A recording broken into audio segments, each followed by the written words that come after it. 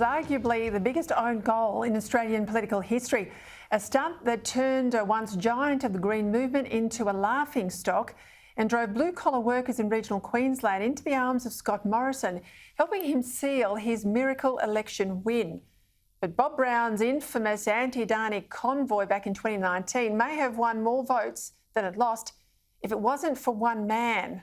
The man was Kel Appleton, the publican of the Grand Hotel in Claremont, who led a counter-rally to the convoy, which many consider was the real turning point, or one of the real turning points of that election. But now Kel, who was aghast at the anti-mining messaging of Bob Brown and the climate zealots, says his region has been lied to and let down by the National Party on net zero. He joins me now from Claremont.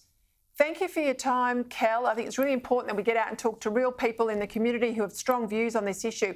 Do you feel betrayed by the National Party?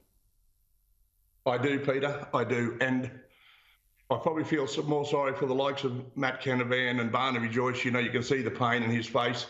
But the people, like, we put a lot of money together. There was a lot of people there that donated thousands of dollars to get that happening, you know. And the Clive Palmers, the Matt Canavans, and Pauline Hensons, everyone that came on board and went out of their way. And we had results, you know. And here's the result here. Here's the first piece of coal they sent to me, you know. And that's what we've got out of it.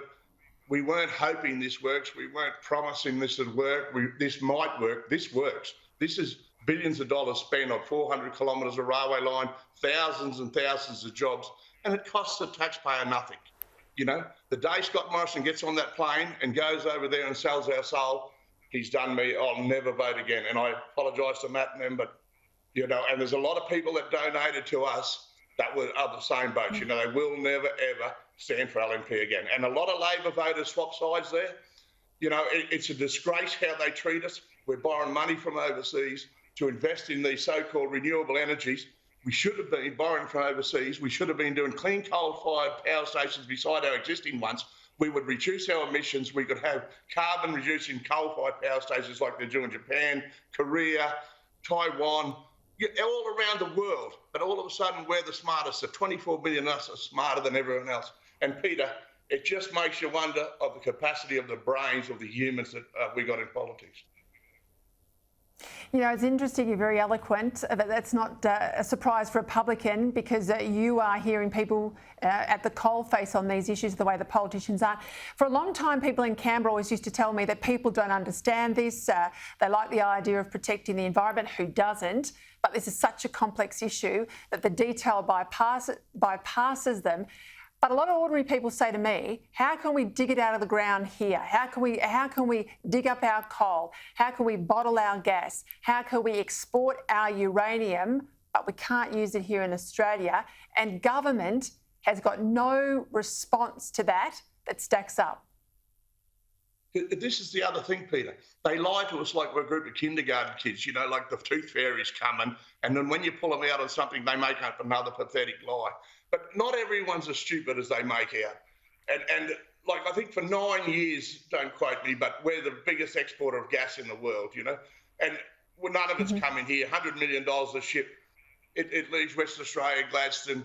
We have the good coal. We have the technology to do it, the same as Korea and Japan and everyone else is doing it. They're not doing it to kill their own country or destroy it.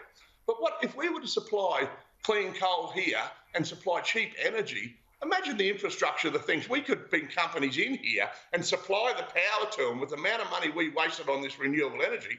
And Matt's right. The only way we're going to get any more efficient is we've got to go down the nuclear path. This is just, we have got nothing in place. At least if they mine a coal mine, you know, every tonne of coal that's mined, there's a rehabilitation percentage that's taken off it. And there's nothing in place. You ask them where the 600 tonne of steel and concrete at the end of at the foot of each bloody wind turbine and all these solar panels. Like, the blokes you talk to, there's 1 in 7 solar panels that doesn't test, that are dug up a hole on the site after they've knocked over 400 or 500 acres of trees, spray poison on it every 3 months so the grass fires don't wreck it. It's a pathetic joke. And the people that think this is helping us, you know, all we've done is our last 30 years on this planet. I'm 60.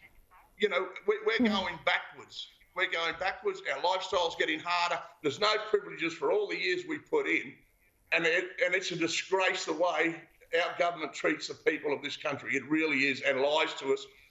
and something should be in place. When they blatantly lie to us and they waste our money, when does the Governor General step in? You know, this is what really annoys me. Now, I've got to leave it there, but I would like to come back and talk to you. I'm keen to understand as we get into the election cycle exactly where country people are, particularly Queenslanders, because you are the line of resistance for Labor in the last few elections. Will you be at the next election? We'll see. Kel Appleton, thank you very much for your time. Thanks very much, Peter. It's been a pleasure. Lovely to talk to you.